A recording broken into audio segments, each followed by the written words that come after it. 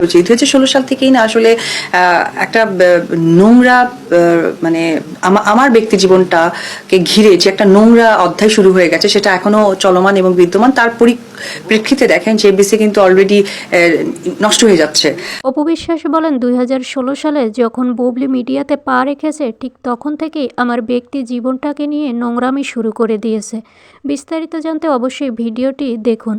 প্রত্যেকটা এফডিসির কর্নার বালিকণা এত বেশি মিস করি, এত খারাপ লাগে। কারণ যখন বুদ্ধি হওয়ার পর থেকে বলতে পারেন, কারণ কাজের সিনেমার বুদ্ধিটা বলতে পারেন, সেখান থেকে এই এফডিসিতেই করেছি। বাঙালি মেয়েদের ক্ষেত্রে স্বামী, সংসার, সন্তান এটা হচ্ছে গিয়ে সর্বোপরি প্রথম পরিচয়। তো যেহেতু আমাদের সন্তান আছে, সুতরাং সন্তানের পজিটিভ চিন্তাধারা বা সন্তানকে সুন্দরভাবে গড়ে তোলার লক্ষ্যটাই আসলে প্রত্যেকটা প্যারেন্টস এর থাকে, তার ব্যতিক্রম। 2016 সালের পর থেকেই না এফডিসিটা হয়ে গেছে এখন একদমই ব্যক্তি রেষারেষির একটা জায়গা চলে এসেছে। যেটা আমি যেহেতু বেশ লং টাইম কাজ করেছি, আপনারা বলতে পারেন 2007 থেকে এফডিসিতেই আমার একদম আতুর ঘরের মতো কাজ করেছি। তো